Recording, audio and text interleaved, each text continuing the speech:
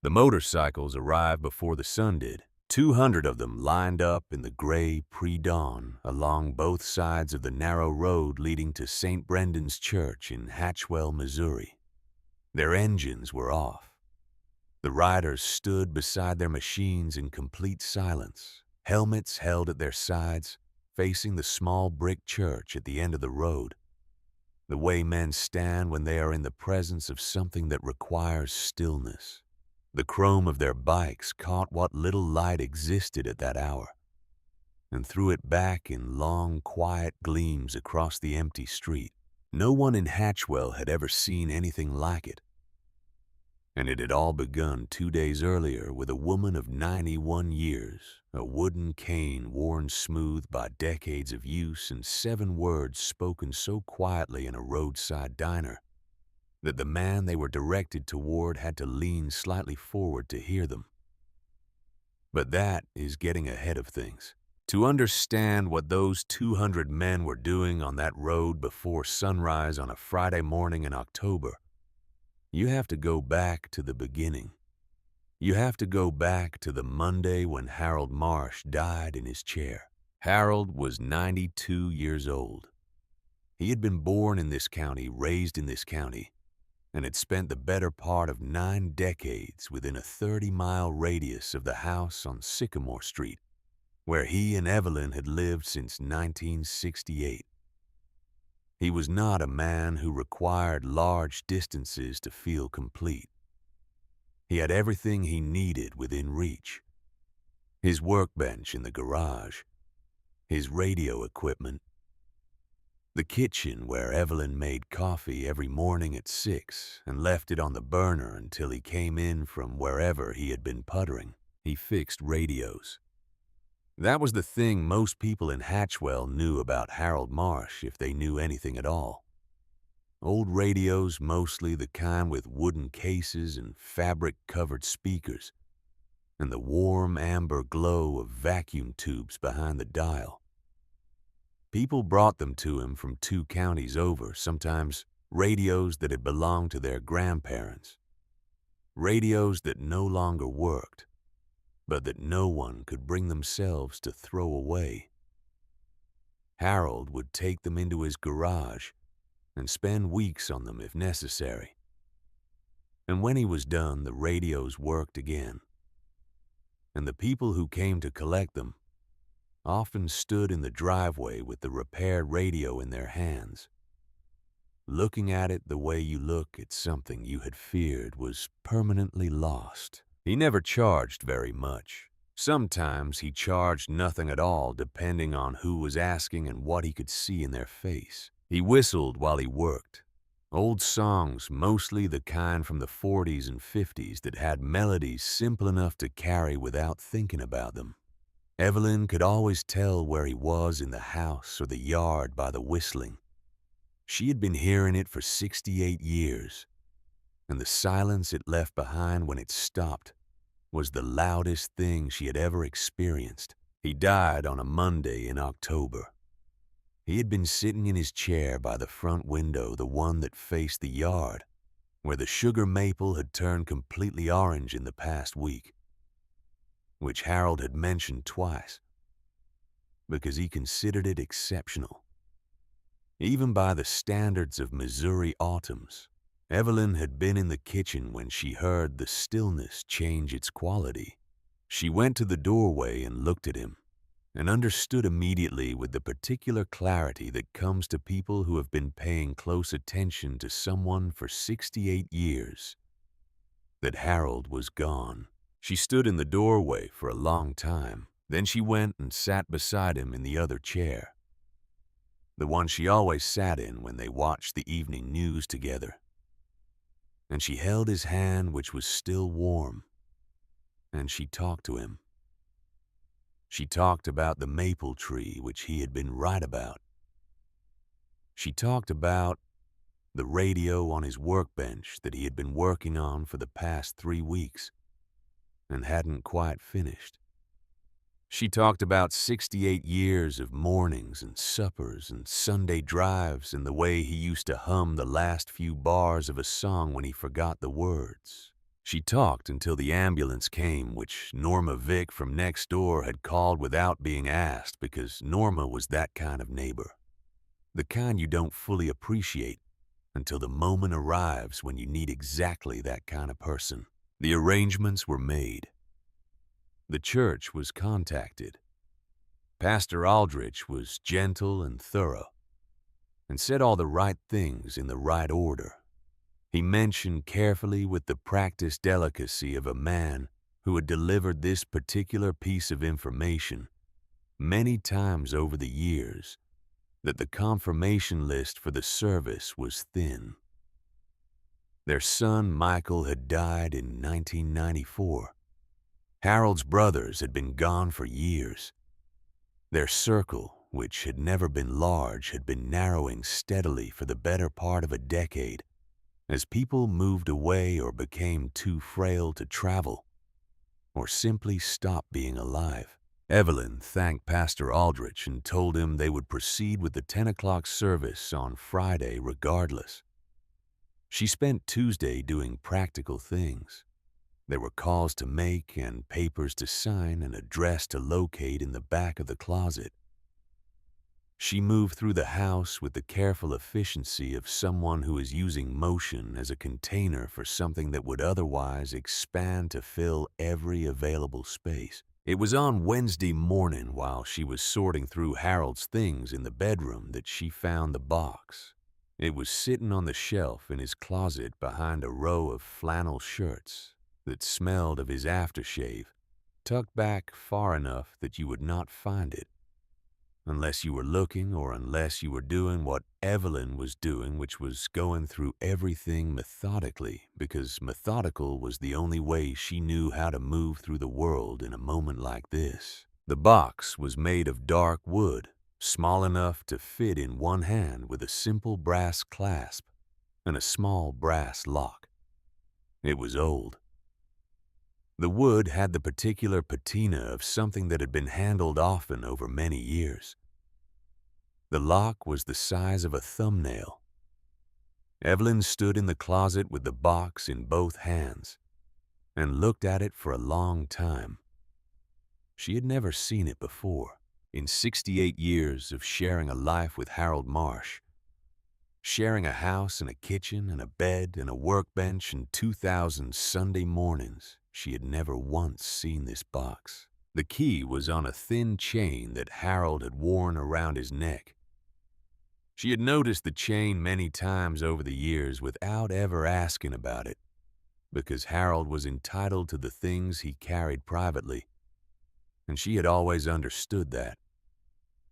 Some people needed a small locked room inside themselves, and the mark of a good marriage was knowing which doors to leave closed.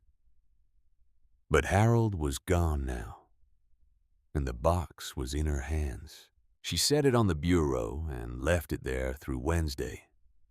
She walked past it, going in and out of the room. She looked at it. She did not open it. That evening, Norma Vick came by with a covered dish and stayed for an hour the way she always did when something needed sitting with. Norma was 78 and had lived next door for 31 years and knew Harold and Evelyn the way neighbors know each other when the houses are close and the years are long. She had seen Harold in his garage at 6 in the morning. She had seen Evelyn in the garden at dusk. She had borrowed eggs and returned flour and stood on the shared property line making conversation that lasted longer than intended, because neither of them had anywhere pressing to be. Evelyn showed her the box. She watched Norma's face when she did, and she saw it. The small change in the eyes, the slight setting of the jaw, the look of someone who has been holding on to a piece of information for a long time and has just been given both the necessity and the permission to let it go. Norma sat down at the kitchen table. She wrapped both hands around her coffee cup. She said that Harold had come to her some years back with a sealed envelope and a request. He had asked her to hold the envelope and in the event that he died before Evelyn to mail it the day after his death. He had given her the address written on the outside. He had not explained who the address belonged to. He had only said that the person it was going to would want to know. Evelyn asked if she had sent it. Norma said she had sent it on Tuesday morning, the day after Harold died. Evelyn looked at the box on the bureau down the hall. She asked if Norma knew what was in it. Norma said she did not. She said Harold had not told her anything beyond the instruction about the envelope. She said she had always trusted that Harold had his reasons and that his reasons were good ones because in 31 years of living next door, she had never once seen evidence that Harold Marsh operated any other way. Evelyn looked at the table. She turned her coffee cup in her hands. She said he kept things, quiet things, things he did that he never talked about. Norma nodded. She said that some men were like that. She said it was not dishonesty.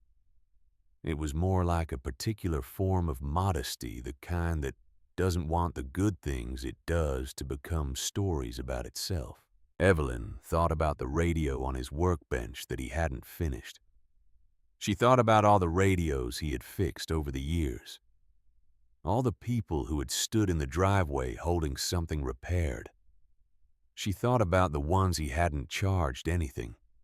She thought about how she had never actually known the full list of those because Harold hadn't kept a list, and if he had, he wouldn't have shown it to her. After Norma left, Evelyn went and sat in front of the box for a long while.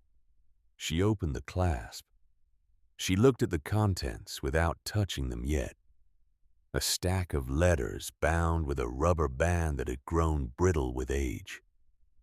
A photograph, black and white, of a young man she did not recognize, maybe 25 years old, wearing what looked like work clothes rather than a uniform, standing in front of a building with his hands in his pockets and a squint against the sun.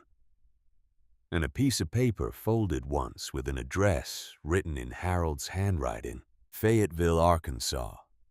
A name above the address, Walt Greer. She took out only one letter. She unfolded it carefully because the paper was old and had been folded and unfolded more than once. The date at the top said 1989. The handwriting was Harold's younger and slightly less careful than the handwriting she knew from his notes on the kitchen counter and his labels on the garage shelves, but unmistakably his. The letter began, "Walt, I hope you are staying warm up there. I thought about you this week when I fixed a radio for a man who reminded me of you a little." Evelyn read the whole letter. Then she folded it and put it back and sat in the chair by the window in the bedroom, the one that faced the backyard, and let the dark come in around her, while she thought about a man named Walt Greer in Fayetteville, Arkansas, and about a letter Norma had mailed on Tuesday, and about 68 years of mornings with a man she had thought she knew completely. Thursday came gray and cold. Evelyn dressed carefully. She put on the pale blue coat, the one Harold had said made her look like the prettiest girl in Missouri the last time she wore it, which had been 2 Easters ago. She stood in front of the mirror and looked at herself for a moment. She was 91 years old. Her hair was white. Her hands had the look of hands that had done a great deal of living. She picked up Harold's cane from the corner where she had put it. After Monday, the smooth wooden one he had used for the last 5 years, and she went outside. She did not have a plan. She was not the kind of person who moved through the world without plans as a general rule. But grief has a way of dissolving the structures that ordinarily give a day its shape. And what was left after the dissolution was something simpler and more immediate. She could not stay in the house where Harold was no longer whistling. She could not sit in either of the chairs in the front room. She needed to be somewhere else, and the somewhere else her feet took her was to the car, and the car took her to Riley's Roadhouse Diner on Route 7, which was the diner she and Harold had been coming to on Sunday afternoons for as long as either of them could remember. She noticed the motorcycles in the parking lot before she got out of the car, 4 of them large and gleaming despite the flat gray light of the overcast morning, parked side by side with the particular neatness of people who take care of the things they own. She sat in the car and looked at them for a moment. She had not been thinking about motorcycles. She had not been thinking about anything specific, only about the heaviness of the upcoming Friday and the image of Pastor Aldrich's careful face when he told her the confirmation list was thin. She went inside. The diner smelled of coffee and bacon and warm pie crust. The smell that had been the same in this room for every one of the years she and Harold had been coming here. And the familiar quality of it hit her somewhere unexpected. Someplace between the chest and the throat, where things tend to gather when you are trying to hold yourself together. And the world keeps handing you reminders. She saw them right away. 4 men in the corner booth wearing leather vests with patches on them, their jackets draped over the backs of their seats. They were large men, 3 of them anyway, and the 4th was younger and leaner, but still had the same quality. The others had a kind of settled physical presence that comes from spending a great deal of time outdoors doing things that require the body to be reliable. They were drinking coffee and talking among themselves in voices low enough that she couldn't make out the words. Evelyn took a booth near the window and ordered coffee from the waitress, and sat with her hands around the cup and looked out at the gray day and tried to organize her thoughts into something she could act on. The confirmation list was thin, nearly empty if she was being honest with herself about what Pastor Aldrich's careful language had actually meant. There would be Norma. There would be the Hendersons from the church who were loyal but elderly and had their own difficulties with travel. There might be 2 or 3 others people who would feel obligated by long acquaintance, even if the connection had thinned over the years. Harold Marsh had lived for 92 years. He had fixed hundreds of radios. He had whistled his way through 68 years of mornings. He had written letters to a man named Walt Greer in Fayetteville, Arkansas, for reasons Evelyn was only beginning to understand. And on Friday morning he was going to be buried in a church that was mostly empty. She sat with that for a long time. The truth was, she had been sitting with it since Tuesday, since the conversation with Pastor Aldrich. But she had been sitting with it the way you sit with something you are hoping will resolve itself if you give it enough time. It had not resolved itself. It had only gotten heavier with each passing day. Evelyn looked at the men in the corner booth.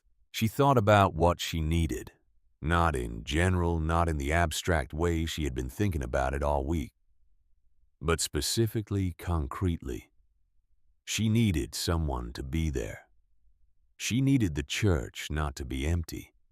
She needed Harold, who had spent his life quietly showing up for other people, to have people show up for him at the end. She was 91 years old. She had grown up in a generation that did not ask strangers for things. You managed your own business. You did not make your difficulties into someone else's problem. These were principles she had lived by for the better part of a century, and they had served her well. But Harold was going to be buried on Friday, and the church was going to be nearly empty, and she was going to be standing there with Norma Vick and a handful of obligated acquaintances, and that was not acceptable. It was simply not acceptable, and she had reached the point where the unacceptability of it was more present than the lifelong habit of not asking. She set down her coffee cup. She stood up. She picked up Harold's cane, and she crossed the diner floor toward the corner booth. And the younger man saw her first and said something quiet to the others. And by the time she reached the table, all four of them were looking at her with the alert attention of people who are not certain what is happening but are fully present for it. The largest of them had gray in his beard and eyes that were lighter than she expected. A pale, clear color that she associated with people who spend a great deal of time looking at large distances. He was maybe 58, she thought. He had the hands of someone who worked with them. He looked at her with neither suspicion nor impatience, but with a kind of direct and open attention that she found surprisingly easier to meet than she had expected. He said, "Afternoon, ma'am." His voice was quieter than she had expected from a man his size. Evelyn stood at the edge of their table and held Harold's cane with both hands and said what she had come to say, because she had gotten this far, and there was no point in retreating now. She said, "I'm sorry to bother you. I know you don't know me. My husband passed away this past Monday. We were married for 68 years. The men's expressions changed. One of them lowered his gaze. The youngest removed the cap he was wearing. The large one with the gray beard said, "I'm sorry for your loss, ma'am." He said it the way some people say it, not as a formula, but as something that came from a real place. Evelyn said his funeral is tomorrow morning at St. Brendan's Church here in Hatchwell. 10 o'clock. She paused. She kept her voice level. She had promised herself she would keep her voice level. And the truth is that there won't be many people there. Most of our friends are gone. The ones who are still around can't easily travel. Our son died some years back. She stopped. The diner had gotten quieter. She was aware of it without looking around. She said Harold was a good man, a quiet man. He spent his whole life doing things for other people without making a fuss about it. And I'm afraid he's going to be buried tomorrow with an almost empty room. And I can't quite make my peace with that. She had not planned to say that last part. It came out anyway. The large man looked at her for a long moment. He had not looked away once since she began speaking.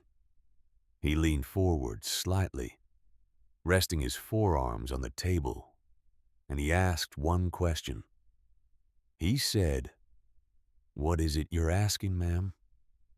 And Evelyn looked at this stranger in a leather vest in a roadside diner and said the 7 words she had walked across the room to say. "I just need someone there for him." The silence after those words was different from the silence that had preceded them. It had weight and texture and something moving inside it. The man with the gray beard did not answer immediately. He looked at her, and she had the distinct impression that he was not merely looking at her face, but at the whole of what she was carrying the whole of the week she had just been through, and the whole of the 68 years that stood behind it. He looked at her the way people look when they are not trying to formulate a response, but simply taking in what is in front of them. Then he stood up. He was considerably taller than she was and broader, but he stood in a way that managed somehow not to be overwhelming, the way very large men sometimes learn to stand when they have spent enough time around people smaller than themselves and have developed an instinct for not making the room smaller by occupying it carelessly. He said, "What time did you say the service was?" Evelyn said 10 in the morning. 10 in. He nodded once. It was the kind of nod that has something definite behind it. Not the nod of someone agreeing to consider something, but the nod of someone who has already moved past consideration into the territory of intention. He said, "Ma'am, I think we can make sure your husband isn't alone tomorrow." His name was Dutch Calloway. She would learn that later. At that moment, he was simply the man in the corner booth who had stood up when she asked for something, and whose face, when he made that promise, had in it the particular quality of someone who is not in the habit of saying things they don't mean. Evelyn thanked him. She thanked all four of them. The youngest, the one who had taken off his cap, said something quiet and kind that she received with a nod. Then she turned and walked back across the diner to her booth and finished her coffee and left. She was already in the parking lot when she heard the door of the diner open behind her. She glanced back. It was not one of the bikers. It was a man who had been sitting at the counter, a man in a uniform broad across the shoulders with the particular walk of someone who carries authority as a physical habit. He did not look at her. He walked directly to his vehicle, a county sheriff's department truck, parked at the far end of the lot, got in and drove away. She did not think much about it at the time. She drove home. What she did not know was that the man who had left the diner just after her was Deputy Hank Grover of the Hatchwell County Sheriff's Department, and that he had been sitting at that counter long enough to hear every word of the conversation she'd had with the men in the corner booth. He had heard the 7 words. He had watched Dutch Calloway stand up. He had seen the nod. And in the parking lot, before he started his truck, he had made a phone call. Hank Grover was 44 years old and had been with the county sheriff's department for 16 years.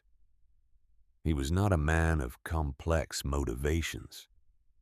He was a man of fixed ones, which is sometimes worse. 10 years ago, his younger brother Eddie had been riding his motorcycle home from a night shift when a group of bikers from a club out of Springfield had run a red light and clipped Eddie's bike at 40 miles an hour. Eddie had survived, but had spent 8 months in rehabilitation and had never regained full use of his left hand. Grover had sat in that hospital for 8 months, watching his brother relearn how to hold a fork. He carried that hospital in him the way some men carry old injuries. It had calcified into a shape that covered more territory than the original wound, the way these things do when they are not examined carefully. He did not think of himself as a man with a prejudice. He thought of himself as a man with experience. He called the county sheriff at 4:27 in the afternoon and reported that a large gathering of motorcycle club members was being planned for the following morning in Hatchwell, adjacent to St. Brendan's Church on Maple Road. He cited the county ordinance regarding public assemblies of more than 50 people on public roads without a permit. He said he had reason to believe the gathering would exceed that number significantly. He requested that the sheriff authorize a precautionary order restricting such assembly pending a proper permit review. The sheriff, who was a busy man and who trusted Grover's read on these things, signed the order. None of this reached Evelyn. She was home by 5 o'clock, sitting at the kitchen table with Harold's wooden box open in front of her. She had taken out the stack of letters and was reading them in order, starting from the earliest date, which was 1987. The first letter was short. Harold's handwriting was younger and had more speed in it than the handwriting she knew from their later years together. He wrote about the weather. He wrote about a radio he was working on that had a particularly stubborn oscillator problem.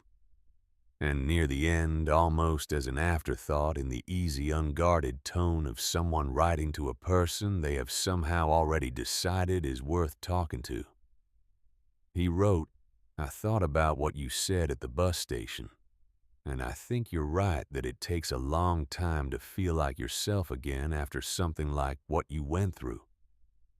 But I also think you're capable of more than you're giving yourself credit for.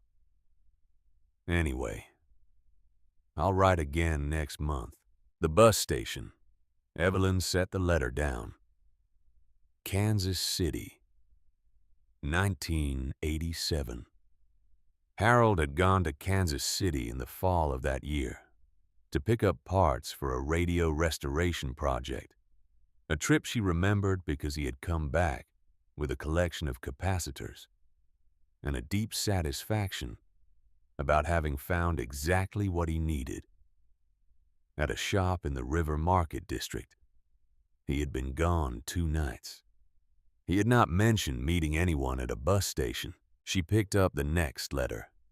It was from 3 months later. It was warmer in tone, more natural the way letters get when the correspondence has established its own rhythm. Harold wrote about the winter, about ice on the driveway, about a neighbor's dog he had been feeding when the neighbor was in the hospital. And in the middle of the letter, nested between ordinary things as if it were also ordinary: "I'm glad to hear you found the room. The town sounds quieter than you expected, which I think is probably what you need right now. Don't worry about writing back quickly. I write because I want to, not because I'm keeping score." Evelyn sat back in her chair. "I write because I want to, not because I'm keeping score." That was Harold. That was so completely Harold that she could hear his voice saying it, the particular, even unhurried cadence of it, the quiet confidence of a man who knew what he was doing and why, and had no need to explain it further. She read through 4 more letters before she stopped for the evening. She needed to eat something and she needed to sleep, or at least to lie down, because tomorrow was Friday and Friday required her to be as whole as she could manage. What she had learned from those 4 letters was this: Walt Greer had been a man in trouble when Harold found him. The nature of the trouble was only implied, never stated directly, but it was clear enough between the lines.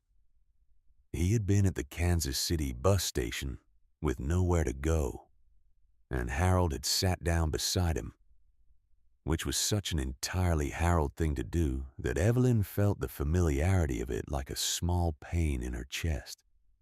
Harold had given him his address and told him that if he ever needed a place to land, he was welcome to come. Walt had apparently never come, but Harold had written to him anyway, month after month, the way he apparently wrote to everyone he considered worth writing to, without requiring anything in return. She did not yet know who Walt Greer was beyond this. She did not know where he had been between the bus station and Fayetteville, or what he had been doing in the 36 years since Harold sat down beside him. She did not know if he was alive. She only knew that Norma had mailed an envelope to him on Tuesday.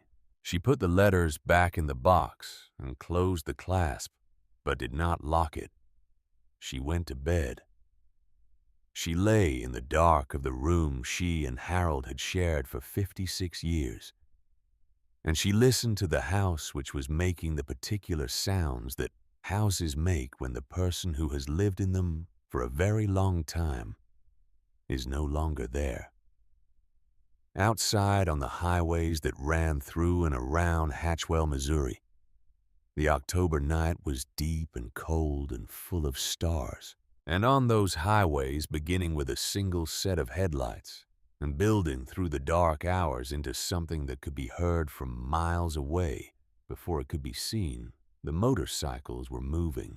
Dutch Calloway had sent one message to the Hells Angels network at 6:30 in the evening, shortly after Evelyn left the diner, and shortly after he had watched Deputy Grover leave the parking lot with the careful speed of a man going somewhere deliberate.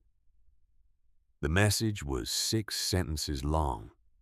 It described a woman of 91 years whose husband of 68 years had died on Monday and whose funeral was on Friday morning at 10 at St. Brendan's Church in Hatchwell, Missouri. It said the church was going to be nearly empty. It said the woman had walked across a diner and asked for help with the particular courage of someone for whom asking did not come naturally. It said he thought Harold Marsh sounded like a man who deserved better than an empty room. The last sentence said, "I'm riding to Hatchwell tonight. Who's with me?" Within 40 minutes, 37 people had confirmed. Within 2 hours, the number was past 100. Dutch stopped counting after that and focused on the logistics of where to meet and how to approach the church road, and how to ensure that 200 motorcycles arrived in a manner that would communicate exactly what they intended to communicate, which was respect and nothing else. He also noted, without yet acting on it, that the message had been seen by a member of the Hells Angels network who worked as a county court clerk in a neighboring district and who had texted Dutch separately with information about an assembly restriction order that had been filed that afternoon in Hatchwell County. Dutch read that message twice. Then he made a call to a man in St. Louis. But that was tomorrow's problem. Tonight, the roads were filling with headlights heading east and north toward a small town in Missouri, where a woman of 91 was lying awake in the dark, reading her husband's letters, and beginning for the first time to understand the full shape of the man she had loved for 68 years. In Fayetteville, Arkansas, a man of 71 years named Walt Greer had received an envelope on Tuesday. He had sat at his kitchen table for a long time looking at Harold's handwriting on the outside of it. Then he opened it and read what was inside. And when he finished reading, he sat in his chair until the sun went down without moving. And when the sun was completely gone, he went to his garage and looked at his motorcycle for a long while. And then he came back inside and went to bed. And in the morning he packed a single bag and gassed up the bike and pointed it north toward Missouri. He rode slowly. His knee had been bad for years, and long rides required more rest than they used to. But he rode. He had received one message through a contact in the Arkansas chapter of the Hells Angels, a group he was not a member of, but whose members he knew from the roads. The message told him about the gathering and the time and the address. He had not needed the message because he already knew where he was going and why. But he was glad to know he would not be the only one arriving. Walt Greer had not spoken Harold Marsh's name aloud to another person in many years. He had thought it regularly the way you think the names of people to whom you owe a debt that has no currency large enough to repay it. He had thought it on cold nights and on the days when things were difficult and on the days when things were good. Because the good days were partly Harold's doing too, and Walt had always known that. He rode north through the Arkansas dark and into the Missouri morning, and his knee ached and he did not stop. By 2 in the morning on Friday, the roads leading toward Hatchwell had a sound to them that people who lived along those roads heard in their sleep, and described the next morning as something like thunder, but steadier and moving with intention, and coming from all directions at once. Evelyn Marsh lay in her bed and could not sleep, and could not stop thinking about a letter she had read that afternoon, the one from 1989, where Harold had written to a man she did not know. "I thought about you this week when I fixed a radio for a man who reminded me of you a little." She lay there and thought about all the people Harold might have thought about. In the 68 years she had known him, all the quiet, private thoughts he had carried alongside the life they shared together. all the radios he had fixed, and all the letters he had written, and all the times he had sat down next to someone at a bus station and asked how they were doing. She thought about Friday morning and the pale blue coat in the church on Maple Road. She thought about 7 words spoken to a stranger in a diner, and a nod that had something definite behind it. She closed her eyes. Outside, the October stars were very bright over Hatchwell, Missouri, and on the roads below them, the sound of engines moved through the dark like something purposeful and patient and very large. Evelyn woke before 5. She had slept in segments an hour here and 2 hours there, the kind of fractured sleep that comes when the mind refuses to fully release its hold on waking.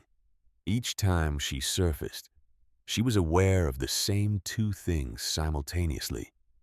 The silence where Harold's breathing had been for 56 years of shared nights, and the wooden box on the bureau across the room which she could not see in the dark, but whose presence she felt the way you feel the presence of something that has waited a long time to be found, and is in no hurry now that it finally has been.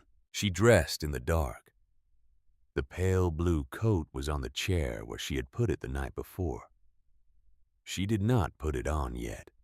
She went to the kitchen and made coffee and stood at the window looking out at the backyard where the sugar maple Harold had admired all week stood in the dark, its orange leaves invisible now, but still there, still holding to the branches despite the cold that had come in overnight. She took her coffee to the table and sat with the stack of Harold's letters, the ones she had not yet read. She had read through 1991 the previous evening and had stopped because her eyes had given out and because the letters had given her a great deal to carry, and she had needed time to carry it before taking on more.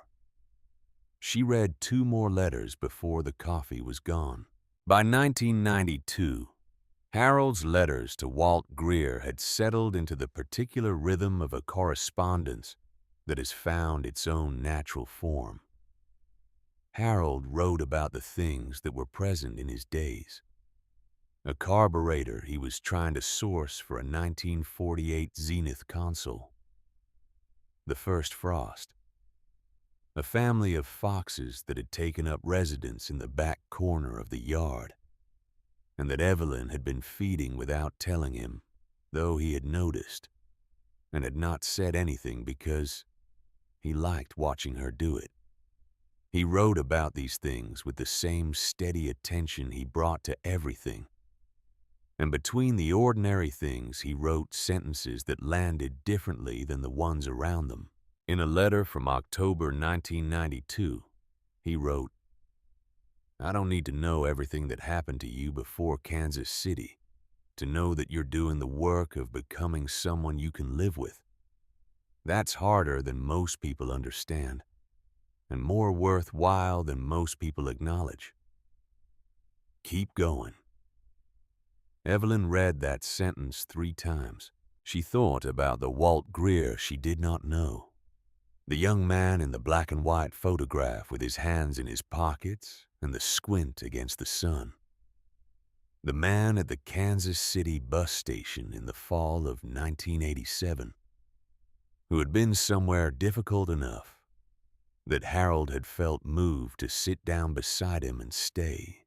She thought about the envelope Norma had mailed on Tuesday. Harold's final letter to a man he had been writing to for 35 years, prepared in advance, held by a neighbor sent the morning after Harold died, so that the man would know, so that Walt Greer, wherever he was, would not find out the way strangers find out about the deaths of people who mattered to them, which is to say, by accident and too late. Harold had thought of everything, even the things he never talked about. She put the letters back in the box and got up to rinse her cup. Through the kitchen window, the sky was beginning to show the first gray suggestion of morning at its eastern edge. Friday had arrived whether she was ready for it or not. She went to put on the pale blue coat. She was standing at the mirror in the bedroom doing the top button when she heard it. So faint at first that she thought she might be imagining it the way you hear things in the early morning when the world is quiet enough, that the mind begins to fill the silence with its own productions. But it persisted, and it grew a low, continuous sound, coming from the direction of Maple Road, the road that ran past St. Brendan's Church 6 blocks away. Engines. Many of them. She stood at the mirror and listened, and felt something happen in her chest that was difficult to name precisely. A loosening of something that had been held very tight for 5 days. The taxi she had arranged came at 8:30. She had ordered it for that time because the church was only 6 blocks away, and 10 minutes would be more than enough to get there. But she had wanted to leave early because she could not be in this house anymore this morning. The walls had the particular quality of walls that have absorbed a great deal of living and are now reflecting it back at the wrong frequency. She locked the front door. She walked to the taxi. She carried Harold's cane because it was his, and because she had found that holding it was something her hands needed. She got into the back seat and gave the driver the address he already knew, and looked out the window as they pulled away from the house on Sycamore Street. She had the last letter in her coat pocket, the one from the box that had no envelope, the one that had clearly been drafted, and then set aside the one in Harold's handwriting from the last year of his life, that she had found folded separately at the bottom of the box beneath the others. She had read it once last night and had been unable to put it in the box with the rest. It had gone into her coat pocket and stayed there. The taxi moved through the quiet streets of Hatchwell. The town was not yet fully awake. A hardware store with its lights coming on. A woman walking a dog in a red coat. The ordinary fabric of a Friday morning in a small Missouri town. And then the taxi slowed. The driver said, "Ma'am." His voice had a quality of confusion in it. The voice of someone encountering something his experience has not prepared him for. Evelyn looked up from her hands. Maple Road was full of motorcycles. They lined both sides of the street from the corner, where the taxi had stopped all the way to the gates of St. Brendan's Church and beyond further than she could see clearly in the pale morning light. The riders stood beside their machines in the still air. No engines running, no voices, just 200 men and women in leather vests standing in the October morning with their helmets held at their sides, facing the church at the end of the road. The taxi could not proceed. The road was not blocked exactly. There was a lane clear in the center, but the driver had stopped because the sight of it was the kind of sight that stops you.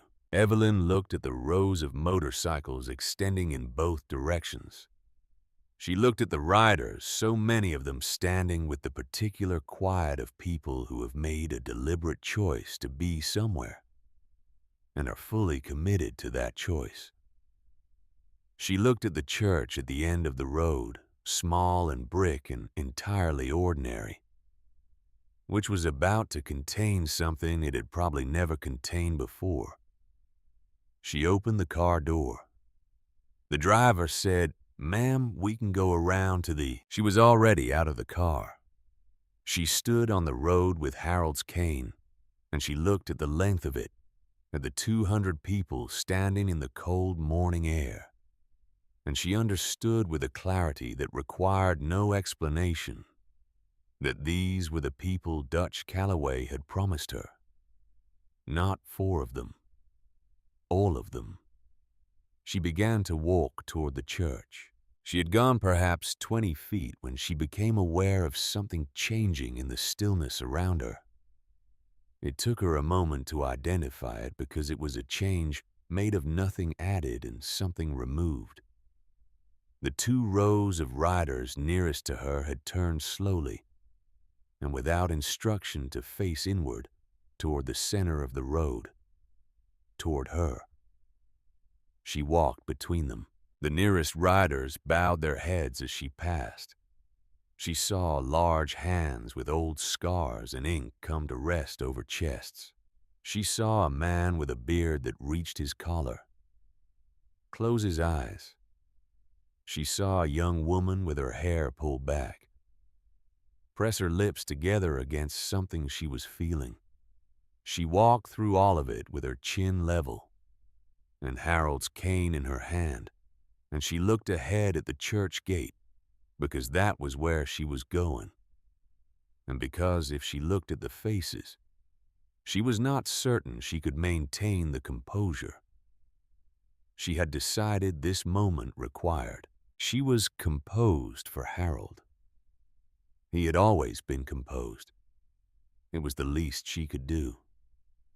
She was perhaps halfway to the gate when she heard footsteps behind her, and a voice said, "Mrs. Marsh." She stopped and turned. Dutch Calloway was standing 10 feet behind her. He was holding his helmet with both hands, and he had taken off whatever he might have been wearing against the cold, because he was standing in his leather vest in 38-degree air, as if the temperature were a matter beneath his concern. He looked in this light, and at this hour like exactly what he was, a large man who had been riding through the night and who had something to say that required him to be standing still. She waited. He said, "There's a situation at the gate that I want to prepare you for." Deputy Grover filed an assembly restriction order yesterday afternoon. He's at the gate with it. I have a lawyer working on a challenge to the order right now, and I expect the challenge to succeed. But I wanted you to know before you got there. Evelyn looked at him. She looked at him the way she had looked at Harold when Harold came to her with news that required a response, which was to say, she took it in fully before she said anything. She said, "How long have you known about this?" He said, "Since last night. I've had a man working on it since 10 p.m. She said, "And you rode here anyway?" He said, "Yes, ma'am." She looked at the church gate, which was perhaps 40 yards ahead of her. She could see a county sheriff's department vehicle parked on the far side of it. She could see a figure in uniform standing at the gate with his arms at his sides. She said, "Thank you for telling me." And she turned and kept walking. She heard Dutch fall in behind her. Not close, just present the way certain people make themselves present without imposing. The gate of St. Brendan's Church was a simple iron structure, not ornate, the kind of gate that is there to mark a boundary, rather than to impress. It stood open most days. This morning it was closed. Deputy Hank Grover stood in front of it with a folded document in his hand, and the expression of a man who was committed to a position and is now standing in it. He was perhaps 10 years younger than Dutch, thick in the shoulders. He had a face that would have been unremarkable under other circumstances, but that this morning wore the particular tightness of someone who has done something they were certain about at the time of doing it, and is now being confronted with its full dimensions. He looked at Evelyn approaching. She watched his expression change in a way that he did not appear to have anticipated. She stopped in front of him. She was 5 feet 3 inches tall and 91 years old, and she was holding a wooden cane and wearing a pale blue coat on a cold October morning. She looked up at him directly, She said, "I know what you have in your hand, deputy." She said it without heat, without performance. She said it the way Harold might have said it, which was to say with the flat certainty of someone who has lived long enough to dispense with anything unnecessary. Grover said, "Ma'am, I have a lawful order here restricting." She said, Harold Marsh was 92 years old. He lived in this town for most of those years. He fixed radios for people in 2 counties, and he never once asked for anything back. He is inside that building right now. He is going to be buried this morning. And these people drove through the night to be here for him. She paused. She said, "I am asking you to step aside, Hank." She had not planned to use his first name. It came out because he was a person, and she was a person, and they were standing 6 feet apart on a cold morning at the gate of a church. And the formality of surnames felt false. Grover's jaw worked slightly. He looked at the document in his hand. He looked at the 200 people standing in the road behind Evelyn, silent, not pressing forward, simply there. He did not step aside, but he did not say anything else either. The gate of St. Brendan's Church opened from the inside. Pastor Aldrich had been watching from the church steps. He was a lean man in his 60s with white hair, and a minister's instinct for the moment when a situation requires a body to move into it. He came down the path from the church to the gate with his coat over his vestments, and he opened the gate from the inside, and he stood in the opening, and he looked at Deputy Grover. He said, "This is the property of St. Brendan's Church, Hank. I'm the pastor of record, and I'm extending an invitation to everyone present. The assembly ordinance doesn't apply on private church property, and you know that." Grover stood very still. Pastor Aldrich said, "Harold Marsh came to this church for 40 years. He fixed the sound system in the fellowship hall twice and never charged us a dime. He deserves a proper service, and I intend to give him one. Now please let these people through." A long moment passed. Grover looked at the document in his hand. He looked at Evelyn. He looked at the rows of riders standing in the road.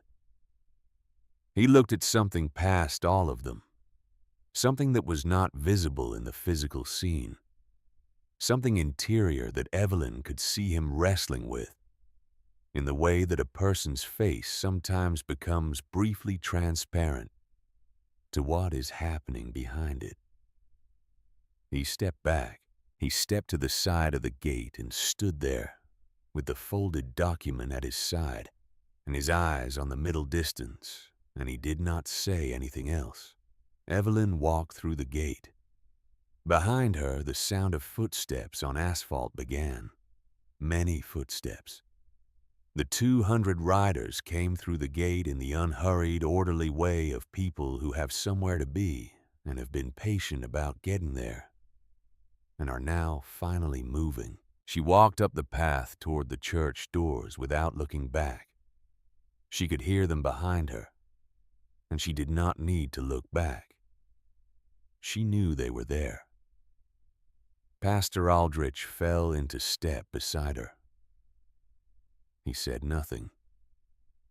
He simply walked with her up the path and opened the church door and held it for her. Inside St. Brendan's was small and plain, which was appropriate for Hatchwell and for Harold, neither of whom had ever had much use for grandeur. The wooden pews were old and had the particular warmth of wood that has held a great many people through a great many years. The windows let in the pale morning light in long rectangles across the floor.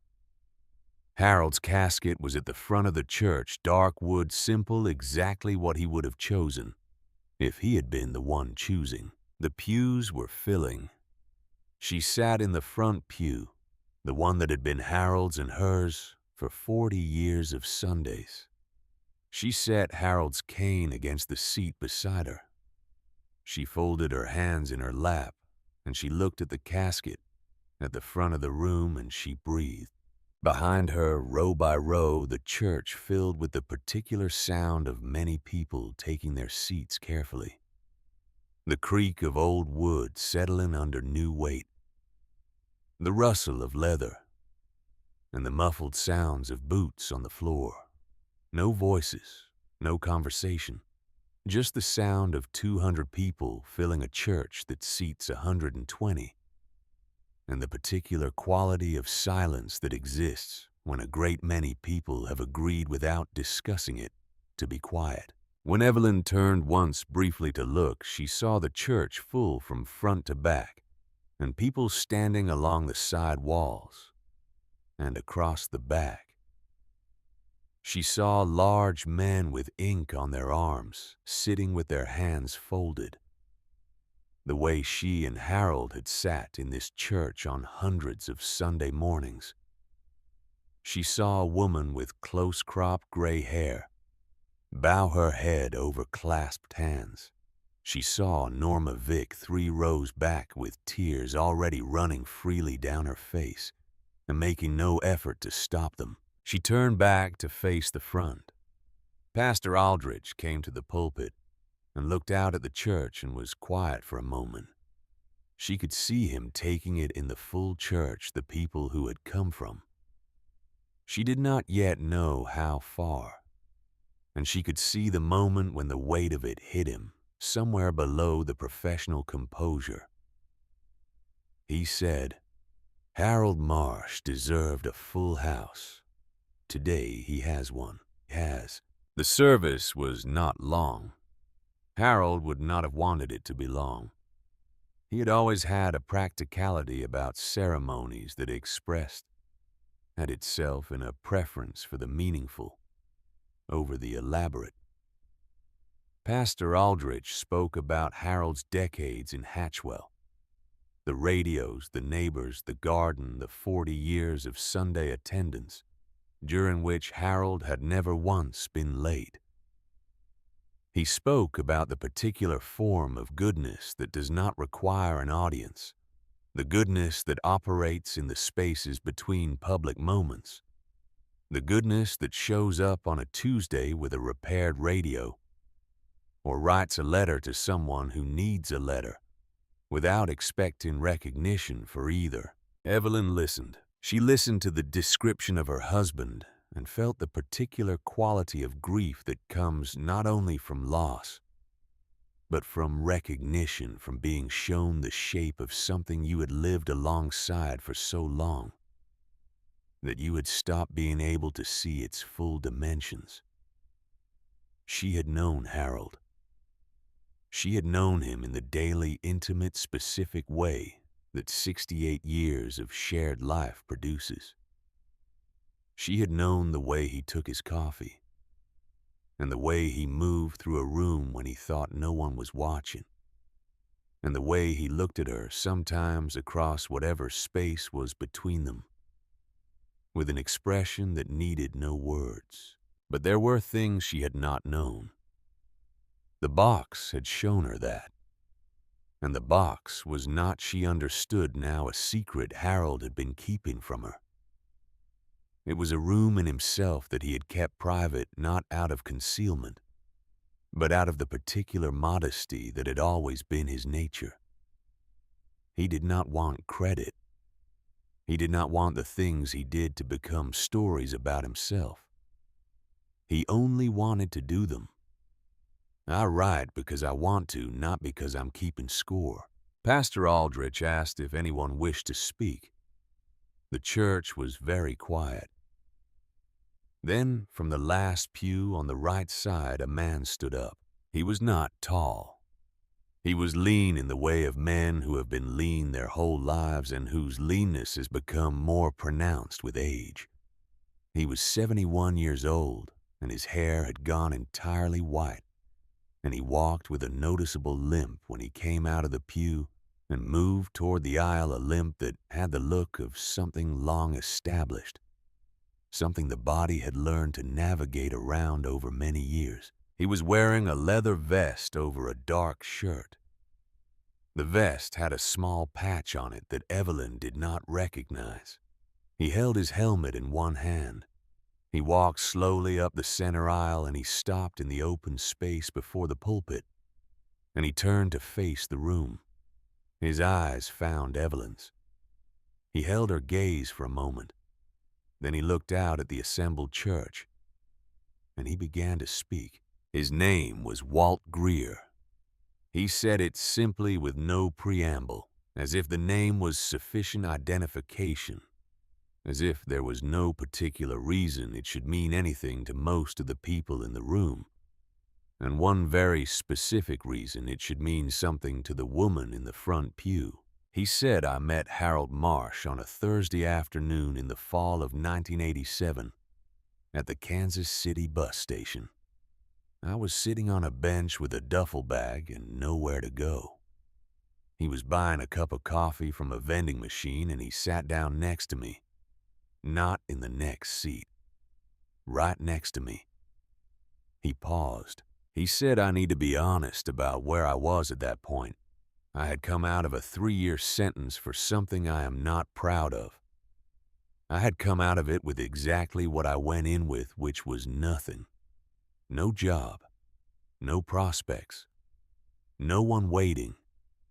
I had made choices that had cost me the things that people rely on.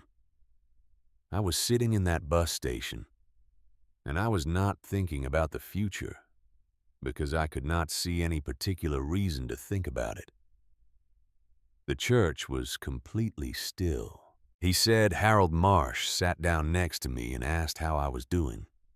Not in the way that people ask that question when they don't want an answer. In the way that means they're going to wait and listen. I don't know why I told him as much as I did. I don't know why he stayed as long as he did. But he missed the bus he had been intending to catch. And before he left to catch the next one, he wrote his address on the back of a receipt. And he said, "If you need a place to land, I have a wife who cooks better than anyone in Missouri, and a garage that always needs an extra set of hands." He stopped. He looked at Evelyn. He said I never went. I don't know exactly why. Probably a combination of pride and shame, and not quite believing that the offer was real, because at that point in my life, I had encountered more offers that weren't real than offers that were. But 3 weeks later, I got a letter from Harold Marsh in my P.O. box. I had given him that address out of some instinct I didn't fully understand. The letter said, "Walt, I hope you are staying warm up there. I thought about you this week." He paused again. He looked at the casket. He said I got a letter from him every month for 3 years. I wrote back when I could, which wasn't as often as I should have. The letters never asked anything of me. They never told me what I should be doing or how I should be living. They just told me what was happening in Harold Marsh's life, which was apparently radios and garden foxes, and his wife's cooking and the specific problems of sourcing parts for old equipment. Ordinary things. Completely ordinary things that he wrote about with the kind of attention that makes ordinary things feel like they matter. He put his free hand flat on his chest. He said, "I want to be very clear about something. I'm standing in this room today 71 years old because of those letters. I don't mean that poetically. I mean it factually. In the winter of 1988, I was in a bad place worse than Kansas City, and I received a letter from Harold Marsh that talked about a fox kit he had found in the yard and nursed back to health with a dropper of warm milk every 3 hours. It was the most mundane letter I have ever received in my life. I read it 4 times. and I decided to wait one more day before doing what I'd been thinking about doing. He let that land. He said the next day was easier. Not much, but a little. And Harold wrote again the following month. Evelyn's hands were pressed flat against her thighs. She was looking at Walt Greer, and she was thinking about a wooden box with a brass lock that she had never seen before Wednesday. She was thinking about 68 years of mornings with a man who whistled while he worked and never once said, "By the way, I am saving someone's life, one letter at a time." Walt Greer said I received a letter on Tuesday. It was in Harold's handwriting, and it had clearly been written some time ago and kept until it needed to be sent. My neighbor, a woman I have lived next to for 12 years and never had a significant conversation with, knocked on my door and handed me an envelope she said had arrived in the morning mail. She left before I finished reading it. He looked out at the assembled riders, the 200 people who had come from wherever they had come from to fill this church. He said the letter said, "Walt, I don't know how much time I have left, but I want you to know that of all the things I have done in my life, writing to you is one I would not change for anything. You made it. And you made it on your own terms, which is the only way that counts. I hope you know that." He paused. Harold always ended his letters the same way. Every single one of them. He said, "Keep going." Walt Greer stood in the front of St. Brendan's Church with his helmet in his hand, and he looked at Evelyn for a moment, and then he looked at the casket. He said, "I rode 400 miles to say thank you to a man I will never be able to thank. I know that. But I wanted him to have a room full of people who knew what kind of man he was. I know I am not the only one here for that reason." He looked at Dutch Calloway in the third row. He said, "I know I am not the only one." Then he walked back to his pew and sat down. The church was quiet for a long time. Evelyn sat in the front pew and looked at her husband's casket and felt 68 years of mornings rearrange themselves slightly, the way a picture rearranges itself when you learn something new about what's in it. Not a different picture. The same picture with more of it visible now. She thought about the fox kit. She thought about the dropper of warm milk every 3 hours. She thought about how she had found Harold out in the backyard at strange hours that winter, and he had said he was just looking at the stars, which was true and also not the complete truth. But Harold had always been comfortable holding both things at once. She put her hand on the cane that was leaning against the seat beside her. The wood was smooth under her palm, worn to the exact shape of use. Harold had carried this cane for 5 years, and before that he had walked without one. And before that there had been decades of mornings when his walking was something that simply happened without requiring any thought at all. She stood up. She did not plan to. It was not something she had discussed with Pastor Aldrich or decided in advance. She simply found herself standing with Harold's cane in her hand, facing the full church from the front pew. She waited until the room had noticed and settled. Then she said, "I have been married to Harold Marsh for 68 years, and I thought I knew him." She let that sit for a moment. She said, "I did know him. I knew him the way you know someone when you have shared every morning and every supper, and every difficult year, and every good one. I knew the sound of him in the next room. I knew his handwriting before I even read what it said. I knew the way he looked at something when he was trying to figure it out, and the way he looked when he had. I knew him. She looked at the casket. She said, "But this week I have been learning the shape of him. Not a new shape, the full shape. The parts of him that he kept quiet, not because he was hiding them, but because he did not need anyone to see them, to make them real. Harold did not do things so that they would become stories. He did them because they needed doing, and he was the person available to do them. That was enough for him. It was always enough." She paused. She said, "I found a box in his closet on Wednesday that I had never seen before. I did not know it existed. It held 35 years of letters to a man I had never heard him mention. I've been reading those letters since Wednesday night, and I want to tell you what I found in them."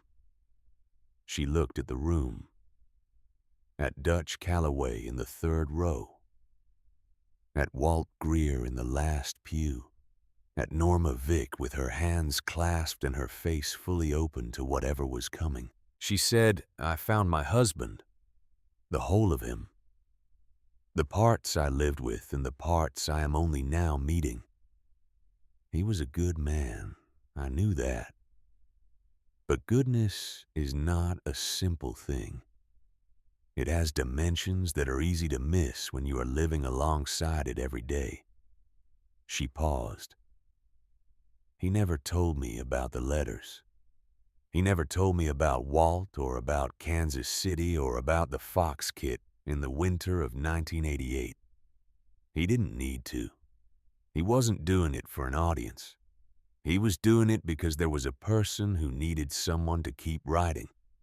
And Harold was willing to be that person for as long as it took." She straightened slightly. She said, "I have lived 91 years and I have made many mistakes. And I have had the extraordinary luck of spending 68 of those years with a man who made fewer mistakes than most, and who made them quietly and corrected them the same way. I'm going to miss him for however long I have left. But I am not afraid for him. A man who lived the way Harold lived does not go alone. That is not how it works." She sat down. The church was completely silent for a long moment. Then, from somewhere in the middle of the assembled riders, someone began to applaud. Not the rapid, automatic applause of performance, but the slow, deliberate applause of genuine response. The kind that starts from one pair of hands and is joined by another, and then another, until the whole room is part of it. It moved through St. Brendan's Church like something the building had been waiting to contain, rolling from the back pews to the front and filling the plain wooden space entirely. Evelyn looked at Harold's casket. She thought he would have been embarrassed by the applause. She thought he would have looked at his hands and shaken his head slightly, in the way he did when attention was directed at him that he felt he had not earned. She thought he would have glanced at her from the corner of his eye, with the expression that meant he was trying not to be moved by something, and was not fully succeeding. She thought of all the things she still knew about him. Outside St. Brendan's Church in the cold October morning, Deputy Hank Grover stood beside his vehicle on the far side of the iron gate. He could hear the applause from inside the church, muffled by the brick walls, but unmistakable in its quality and the specific weight and intention of it. He had the assembly restriction order in his hand. He had been holding it since he arrived. He folded it in half, and then in half again, and put it in his shirt pocket. He stood for a while longer looking at the church. Then he looked at the rows of motorcycles lining Maple Road, 200 of them in the pale morning light, chrome and leather and the particular presence of machines that have covered serious distance. He heard footsteps on the path behind him and turned. Walt Greer was coming through the gate. He walked slowly because of the limp each step deliberate. He came through the gate and stopped a few feet from Grover and looked at him. The two men stood in the cold air and looked at each other. Neither of them had anything in their expression that required translation. Walt Greer said I was a man that people wanted to keep outside too. For a long time, he paused. The only reason I'm not still that man is because Harold Marsh sat down next to me when he didn't have to. Grover looked at the folded order in his shirt pocket. He looked at the church. He looked at Walt Greer, 71 years old, who had ridden 400 miles with a bad knee, to say thank you to a man who was no longer there to hear it. He did not say anything, but he moved slowly toward the gate, and he went through it, and he walked up the path to the church, and he went inside, and he found a seat in the very last pew in the corner, where he sat down alone and looked toward the front of the church, where Harold Marsh's casket stood in the pale light coming through the old windows. He sat there with his hands on his knees, and he was very still. Outside, Maple Road waited with its 200 motorcycles, patient and silent. In the October morning, and somewhere above Hatchwell, the sky had begun to clear the gray cloud cover, pulling back from the east to let in a blue that had the particular sharp clarity of autumn, the kind of blue that only exists when the summer is completely gone and the cold has come in to stay. The service ended the way Harold would have wanted it to end, quietly, without excess. Pastor Aldrich said a final prayer that was short enough to mean what it said and long enough to say it properly. And then he stood aside and let the silence do what silence does when it is given room, which is to hold the things that words cannot quite reach. The casket was carried out by 6 men. Dutch Calloway was one of them. He had not been asked. He had simply come forward when the time came and taken his position at the front left corner and stood ready.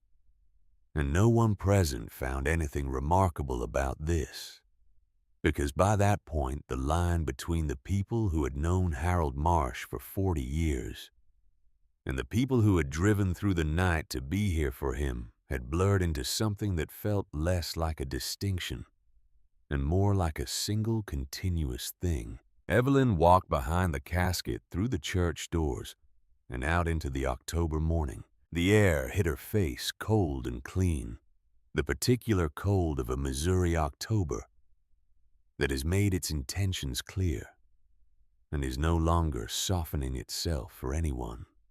The sky that had been gray and overcast when she arrived had broken open while she was inside the cloud cover, pulling east and back to reveal a blue of such clarity and depth that she stood on the church steps for a moment and simply looked at it before anything else. Below that sky, Maple Road was still lined with 200 motorcycles, and the riders who had filed into the church and filled it were now filing back out and returning to their positions beside their machines, moving with the same quiet purposefulness they had shown all morning.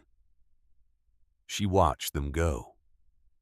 She watched 200 people take their places in the cold air without being asked and without instruction, and without any apparent need for either. The grave was in the small cemetery attached to St. Brendan's 20 yards from the church doors, which was another thing Harold would have approved of. He had always liked the idea that the living and the dead in this place remained in proximity to each other. He had said so once years ago in a way that had struck Evelyn at the time as more philosophical than his usual register, though in retrospect, she understood it had simply been Harold being Harold, thinking about things at their full depth. without necessarily needing to discuss that depth at length. She walked to the grave. The ground was cold and solid under her feet. The grass gone brown at the edges but still present, and the sugar maples at the cemetery's perimeter had the same orange. Harold had admired in their own yard that particular October orange that seemed to generate its own light. She stood at the edge of the grave and looked at it and thought about 68 years of mornings ending here in this ground, in this town, under this sky. It was a good place to end. The riders had formed a loose perimeter around the gravesite, not crowding, giving the ceremony its space while remaining present, which was the thing they had come to do, and which they did without requiring instruction, because it was simply obvious what was needed, and they were people who responded to what was obvious and needed. Pastor Aldrich spoke the words that are spoken over graves. He spoke them with care, and without rushing, giving each one its weight. The wind moved through the maple trees at the perimeter, and the leaves came down in ones and twos, orange and red, turning in the air. Evelyn stood at the edge of the grave with Harold's cane in both hands, and she listened to the words, and she looked at the casket, and she thought about the fox kit. She thought about the dropper of warm milk every 3 hours. She thought about the winter of 1988, and a man sitting in a bad place reading a letter about an ordinary thing and deciding to wait one more day. She thought about 35 years of letters she had not known existed, and the person who had written them, and the person who had received them, and the particular form of courage it takes to keep writing to someone who does not always write back. Not because you need them to write back, but because you have decided they need the letters. Keep going. That was how Harold had ended every one of them. She had read enough of them now to know it was not a formula, not a closing pleasantry, but a specific and direct instruction that Harold had renewed month after month for 35 years, because he had decided it was the instruction Walt Greer needed most, and had not stopped believing that over the entire span of time. Pastor Aldrich finished. The silence that followed had the particular texture of a completed thing, not an empty silence, but a full one, the silence of something that has been done properly. Evelyn looked up from the grave. She looked at the 200 people arranged around her in the cold October morning, at the leather vests and the worn boots, and the hands of people who had ridden through the night for a man they had never met, because a woman in a diner had said 7 words that someone had found worth responding to. She looked at Dutch Calloway, who was standing 20 feet away with his helmet in his hands and his eyes on the casket. With an expression she recognized the expression of a person remembering something of their own inside someone else's moment. She looked at Walt Greer. He was standing apart from the main group, slightly to the side near one of the maple trees. He had his helmet under his arm, and he was looking at the grave. He was not crying. He had the look of a man who has done his crying already in private over a long period of time, and who is now standing in the presence of something that requires only that he be present, which he is. She looked at Norma Vick standing close to her with a handkerchief pressed to her face, small and determined. She looked at Deputy Hank Grover, who had come from the church and was standing at the far edge of the gathered group apart from the riders, his hands at his sides, his uniform slightly incongruous among the leather.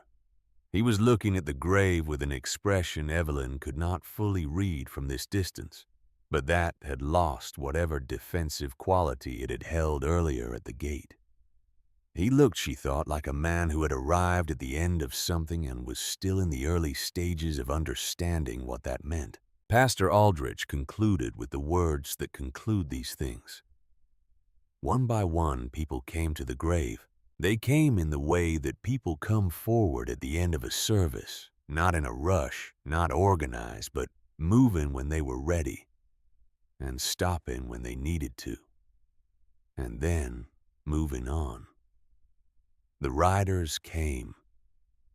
They came in their leather and their boots, large and small, young and old men and women, and each one who came to the grave spent a moment with it. Some touched the casket with one hand. Some bowed their heads. Some stood for only a few seconds, and some stood for longer. Some saluted. One man, broad and gray-bearded and someone Evelyn had not seen before, took a coin from his jacket pocket, looked at it for a moment, and then placed it on top of the casket with the care of someone placing something irreplaceable. She asked Dutch later what kind of coin it was. He said it was a challenge coin from the man's years in the army. He said the man had ridden from Memphis. He said the man had never met Harold Marsh and had come because the message Dutch sent had said that Harold was the kind of person who deserved a full room. And the man from Memphis had decided that was sufficient reason. It was sufficient reason. When Walt Greer came to the grave, he stood there for a considerable time. Evelyn watched him. He stood with his eyes on the casket, and his lips moved very slightly, in the way of someone saying something that is not meant to be heard by anyone other than the person it is directed to. He stood until he was done. Then he stepped back and looked at Evelyn, and she looked at him, and something passed between them that would have been difficult to explain to anyone who had not been present for the mourning in its entirety, but that both of them understood completely. When the last person had come and gone from the grave, Evelyn went herself. She went last. She had been standing to the side, receiving the quiet acknowledgments of those who passed by, the nods and the brief words and the hands briefly pressed over hearts. And she had received each of these with the composed attention she had maintained all morning. But now she went to the grave herself, and she stood at its edge, with Harold's cane in her hand. She did not say anything aloud. She thought of 68 years. She thought of the house on Sycamore Street. She thought of coffee on the burner at 6 in the morning, and the sound of whistling from the direction of the garage. She thought of 2 chairs in the front room facing a yard, with a sugar maple that had turned an exceptional orange this October, and that Harold had mentioned twice. She thought of a wooden box with a brass lock. She thought of a photograph of a young man with his hands in his pockets. She thought of the phrase, "Keep going," written at the bottom of 35 years of letters renewed each time, as if it were being offered for the first time. She said quietly into the October air, and the cold and the presence of 200 people standing in respectful stillness behind her, "I'm going to keep going, Harold. You don't have to worry about that." She stood for another moment. Then she turned and walked back toward the church path. The envelope was waiting for her on the bench just inside the church gate, placed there at some point during the service by hands she had not seen. It was a plain white envelope, thick with what was inside it. Her name was written on the front in handwriting she did not recognize. She picked it up and held it and looked at it, and Dutch Calloway appeared at her side. He said, "That's from all of us." He said it simply the way he said most things. She opened it there at the gate. Inside were pages. Many pages filled with names and signatures in handwriting of every variety, small and cramped, large and open, careful. and hurried the full range of human handwriting representing the full range of people who had put their name to this thing. She turned through the pages slowly. The names meant nothing to her individually, but collectively they meant everything, which was the point. There were names with addresses in Missouri and Kansas and Tennessee and Arkansas and Indiana and states further than that. There were names that had notes beside them. Harold sounds like my own father. My dad would have liked this man. For everyone who showed up when they were needed. She turned to the last page. At the bottom, in handwriting that was slightly more deliberate than the rest, as if the writer had taken care with it, were 2 lines. No man who lived the way Harold lived ever truly leaves alone. And below that, underlined once, keep going. Evelyn stood at the iron gate of St. Brendan's Church with the envelope in her hands, and the October sun on the pale blue coat Harold had liked. And she felt the thing she had been holding since Monday rearrange itself into a shape she could carry. Not lighter exactly. You do not lose 68 years of mornings and have it become light, but differently weighted, balanced in a new way. She looked up. Maple Road was full of riders preparing to leave. Engines were not yet started. People were moving to their bikes, adjusting things, putting on gloves. The small preparatory motions of people who are about to return to the road. The sound of it was the sound of departure, purposeful and unhurried. She watched.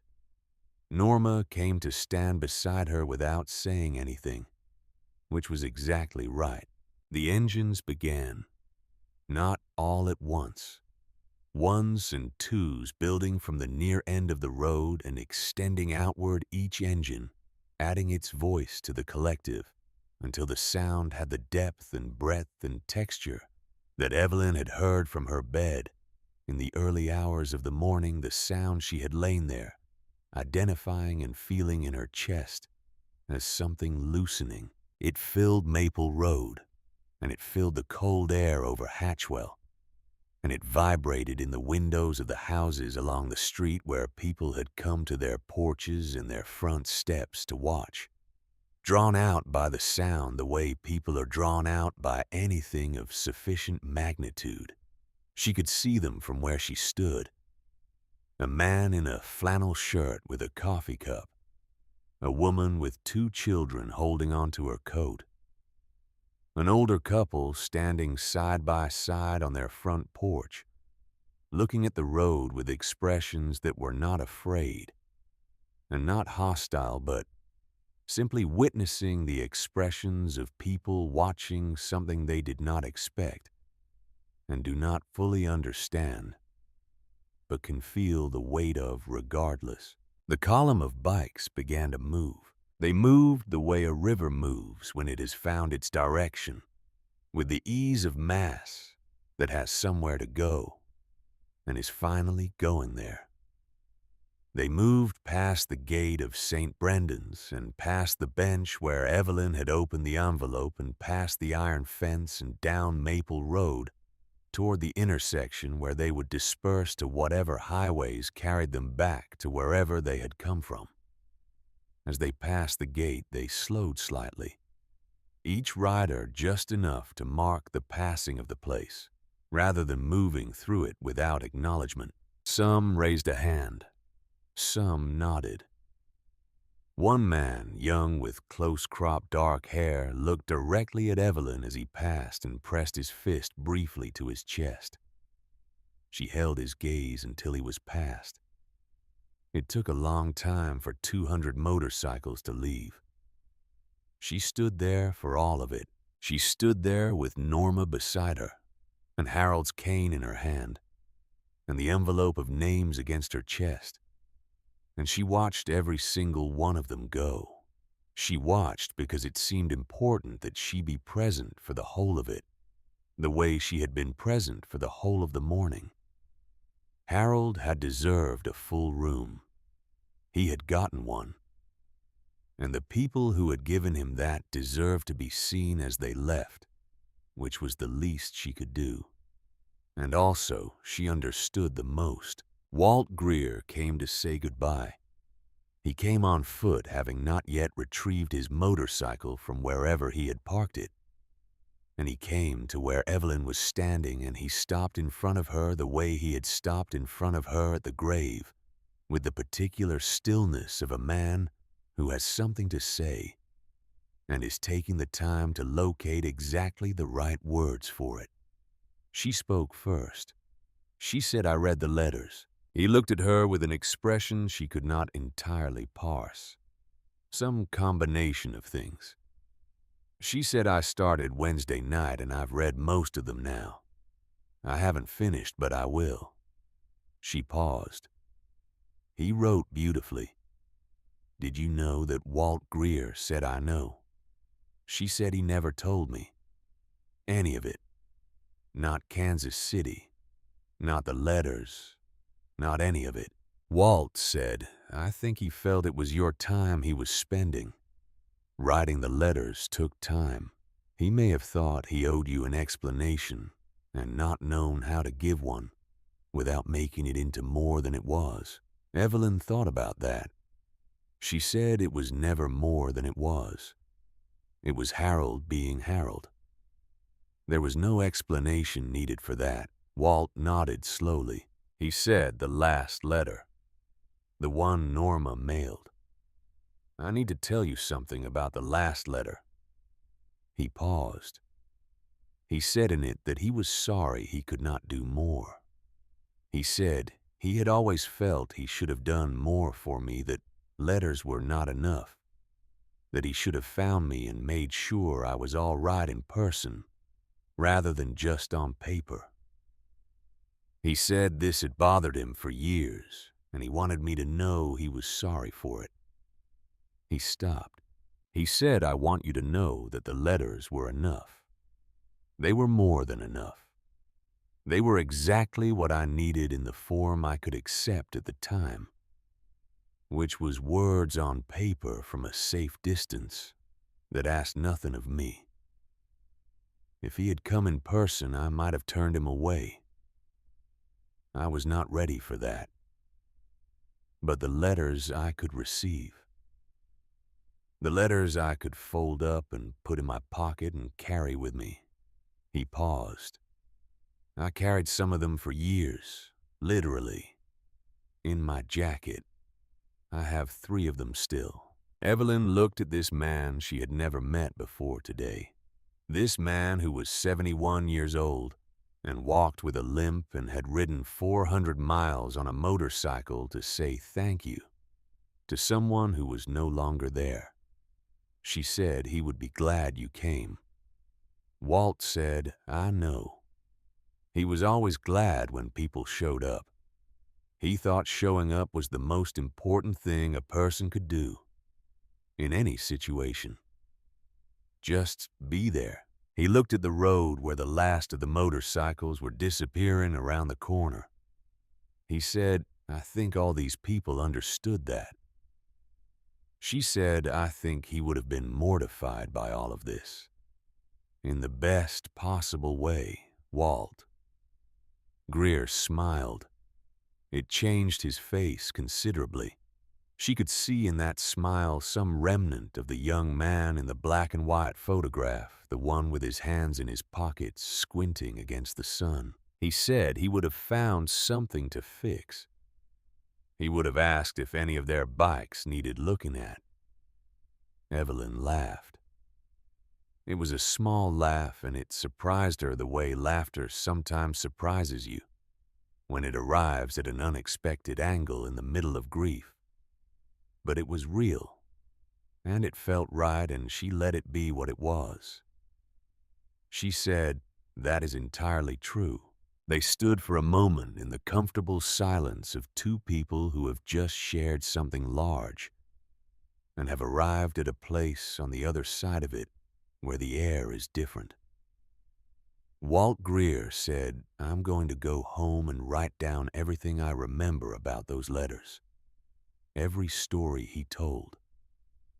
I want it written down while I still have all of it. He looked at Evelyn. Would that be all right with you if I wrote about him? She said Harold would tell you that you don't need his permission or mine to write what's true. Walt nodded. He said that sounds like him. He held out his hand. She took it in both of hers and held it for a moment, the hand of a man her husband had saved without ever quite framing it that way, without ever once requiring that the saving be acknowledged or recognized or repaid. Then she let it go. He walked away toward his motorcycle, and she watched him go. This stranger who was not a stranger, this part of Harold, she had not known until Wednesday. This proof of the full shape of the man she had loved. Dutch Calloway came last. He came when nearly everyone else had gone, when the road was quiet again, and the sound of the engines had faded to something she could feel more than hear, a low residual vibration in the October air that would take some time yet to fully dissipate. He came and stood before her with his helmet in his hands, and he looked at her with those pale, clear eyes that had seen a great deal of distance. She said, "You made a promise in a diner." He said, "Yes, ma'am." She said, "You more than kept it." He said Harold Marsh deserved it. And you deserve to know that people would come. Sometimes people need to know that before they can let something go properly. She thought about that. She said, "Can I ask you something?" He said, "Yes." She said, "Why did you stand up? In the diner, right away like that without thinking? Why did you say yes so quickly?" He was quiet for a moment. He looked at the road. He said, "My father died in 1999. Small funeral. Almost no one there. He was a man who had spent a lot of years after the war keeping to himself. And by the time he was gone, the world had moved on. Enough that there wasn't much of a crowd left to gather." He paused. "I stood at that grave and I thought that he deserved better. Not because of who he was to me, just because of who he was. Just because he had lived." He stopped. "I've been thinking that ever since. About what people deserve just by virtue of having lived a full life." He looked at Evelyn. He said, "When you walked up to that booth and said what you said, I wasn't thinking about any of that. But it was all in there somewhere. It's always in there." She looked at this man who had organized 200 people across multiple states based on a 6-sentence message because a woman in a diner had said 7 words. She said, "Harold would have liked you." Dutch looked slightly uncertain for a moment in the way of people who are not accustomed to this kind of statement and are not entirely sure how to receive it. He said, "I think I would have liked him." He put on his helmet. He said, "Mrs. Marsh, you take care of yourself." She said, "I intend to." He nodded once with the same quality of nod she had seen in the diner on Thursday, the kind that has something definite behind it. Then he walked to his motorcycle, the last one on Maple Road, and he swung his leg over it with the ease of a man who has done this 10,000 times, and he started the engine. The sound of it was singular, now 1 engine rather than 200. And that singularity made it sound different. Larger somehow, more specific, like the difference between a choir and a single voice that you can actually hear. He pulled out onto Maple Road. He paused at the gate of St. Brendan's, which was still open, the iron gate that Deputy Grover had been standing in front of this morning with a folded document and a position he had been committed to. He paused and he looked back at Evelyn. She raised her hand. He raised his. Then he rode down Maple Road and around the corner and was gone.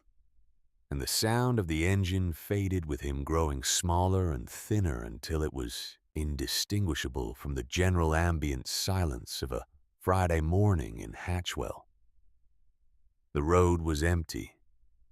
Evelyn stood at the gate of St. Brendan's Church with Norma Vick beside her, the envelope of names against her chest, Harold's cane in her hand, the pale blue coat around her in the October air. She was aware of someone behind her, and she turned.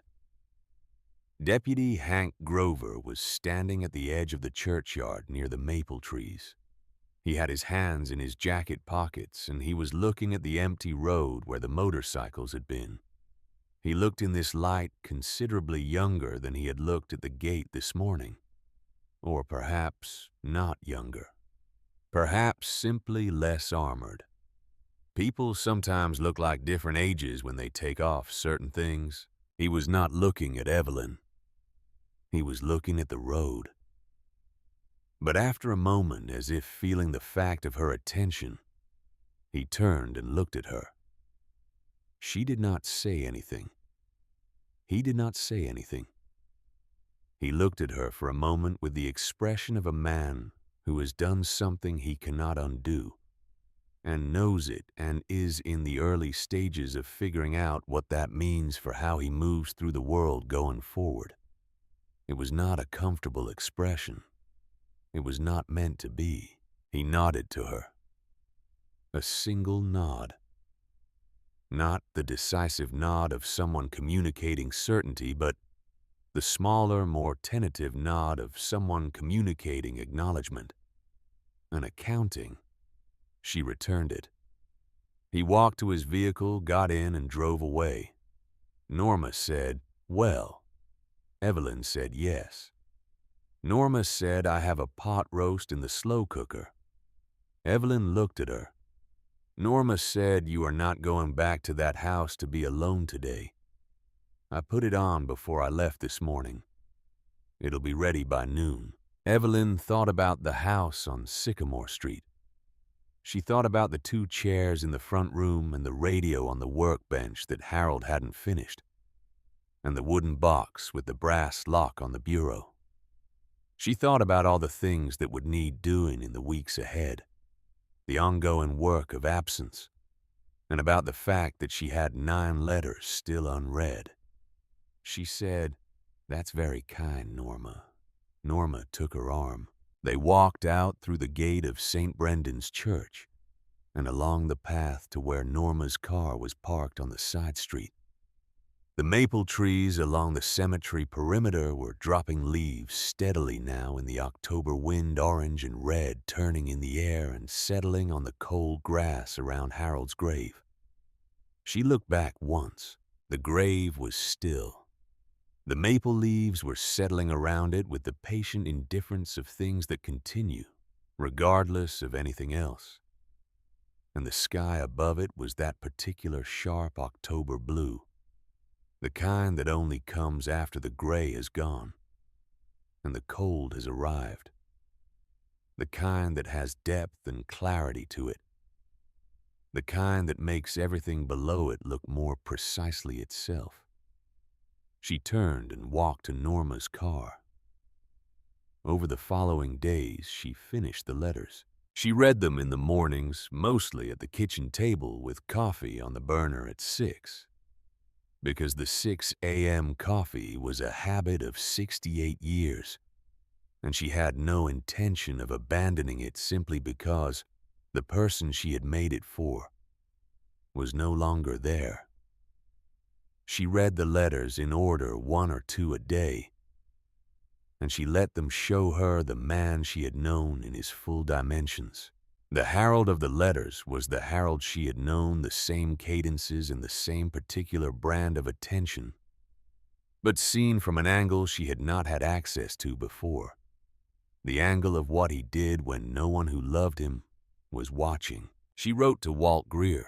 She wrote on the second Sunday after the funeral on the good stationery she had used for important correspondence for 40 years with the pen Harold had given her for their 45th anniversary, which had a heft and a balance to it that she found she could write with for longer than with any other pen. She told him she had finished the letters. She told him she was glad he had come. She told him that the coin was still on the mantelpiece over the fireplace, the one from the man who had come from Memphis, because she had not known what else to do with it, and it seemed to belong somewhere visible. She said she thought she would write to him sometimes if that was acceptable.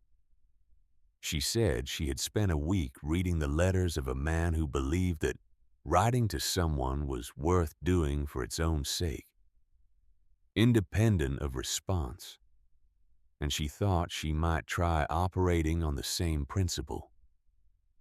She said she hoped he was well. She said she hoped his knee was holding up. She said she would end the letter the way Harold had always ended his because it seemed like the right way to end a letter. "Keep going," Walt wrote back within the week. His handwriting was different from Harold's, narrower and slightly slanted, but it had a similar quality of attention to it. The quality of someone who was writing because they meant to, and not because they had to. He said he was well, and the knee was tolerable.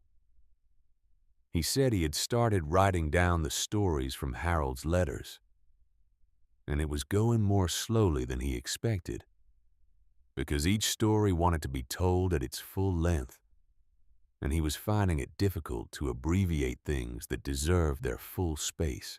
He said he would be glad to hear from her again. She wrote back. The radio on Harold's workbench sat unfinished for 3 weeks. She left it where it was because she was not ready to move it, and because there was nothing wrong with it sitting there, and because in some way she could not quite articulate the presence of the unfinished radio. Felt like the right thing. A project in progress. Something that had not yet reached its resolution.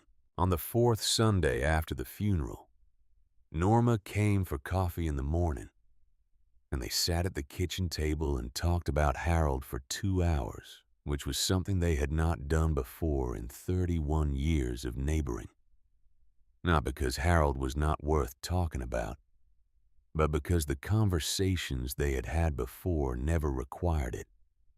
And now the conversation they had did. Norma told her about the day Harold had helped her carry her mother's furniture from the moving truck, when Norma's back was out and Norma's sons were too far away to come. She said he had showed up without being asked, which was the thing about Harold. You did not have to ask. He noticed and he came. Evelyn told her about the Fox kit. Norma looked at her and said, "I know about the Fox kit." Evelyn said, "Of course you do." They laughed. In the weeks that followed, people came to Evelyn's door. Not a flood of them. One at a time or two. People from Hatchwell and from the surrounding area who had heard about the funeral, who had read the piece that ran in the county newspaper. On the Monday after, who had somehow learned that Harold Marsh had been a man worth knowing about. They came and they sat in the front room in the 2 chairs, or they stood in the kitchen while she made coffee, and they told her things about Harold. Small things mostly. The things people remember. The time he had fixed someone's grandfather's radio without being asked. The time he had stopped to help a woman with a flat tire on Route 7 in the rain, and had not left until the spare was on and the jack was back in the trunk.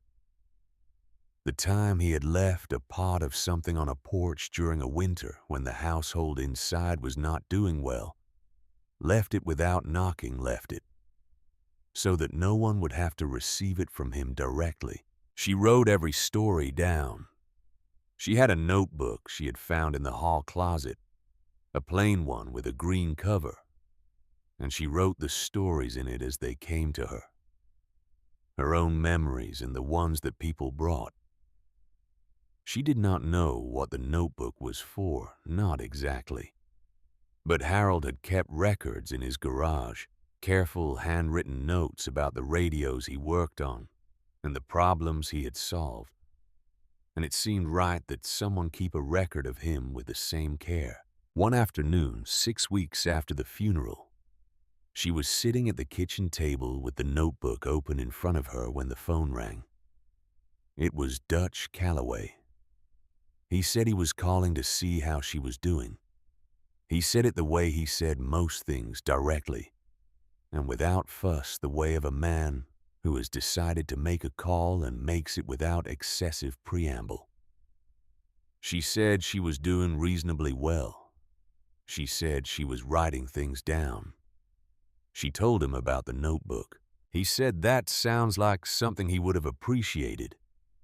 She said, I think he would have been baffled by the entire thing. The notebook and the funeral and all of it. He would have said he hadn't done anything worth that kind of attention. Dutch said the ones who think they haven't done anything worth attention are usually the ones who have done the most. She thought about that. She said, Dutch, the letter that Harold sent to Walt, the one Norma kept and mailed the day after he died. Do you know what's remarkable about it to me? Dutch waited. She said Harold wrote that letter knowing he might die before Walt. He prepared for it. He thought about the fact that there was a person who had been receiving letters from him for 35 years, and that if he died, that person would need to know. He thought about that in advance, and he made a plan, and he asked Norma to execute the plan, and he never told me any of it. She paused. Not because he was hiding it. He wasn't hiding anything. He just didn't think it needed to be a conversation. He just thought it needed to be done. And so he did it. Dutch was quiet for the moment. He said, Mrs. Marsh, your husband knew exactly what he was doing for 35 years. And he did it anyway without needing anyone else to know about it. That's the rarest thing there is. She looked out the kitchen window at the backyard. The sugar maple had lost most of its leaves now. The orange was mostly gone on the ground and brown, and the branches showed through clear against the November sky. It was still a good tree. You could see its full structure now, the branching pattern the way it had grown. You could see it whole. She said, I know. She said goodbye to Dutch, and she sat at the table with the green notebook in front of her, and outside the window the bare maple stood against the November sky, and the house was quiet. In the way that houses are quiet when they have absorbed a great deal, and are now simply holding it. She opened the notebook to a fresh page. She picked up the pen with the heft and the balance that Harold had given her for their 45th anniversary. She wrote at the top of the page in her own handwriting, things Harold did that he never talked about. Then she thought for a moment, and below that she wrote a number. She wrote 1. Fox Kid. Winter of 1988. Warm milk every 3 hours. She thought for another moment. She could feel the shape of what she was doing, the size of the project ahead of her. All the things people had told her, and all the things in the letters, and all the things she had known for 68 years, and never needed to examine because they were simply the air of her life. The constant given. There was a great deal to write. She would need more than one notebook. She began. Outside, the November wind moved through the bare branches of the maple tree, and the last of the orange leaves lifted from the ground and turned once in the cold air, before settling again And Hatchwell, Missouri went about its Friday afternoon in the way of small towns everywhere, which is to say it continued as it always had, one ordinary moment following another. The ordinary moments adding up to something that, viewed from the right distance and with the right attention, turned out to be not ordinary at all.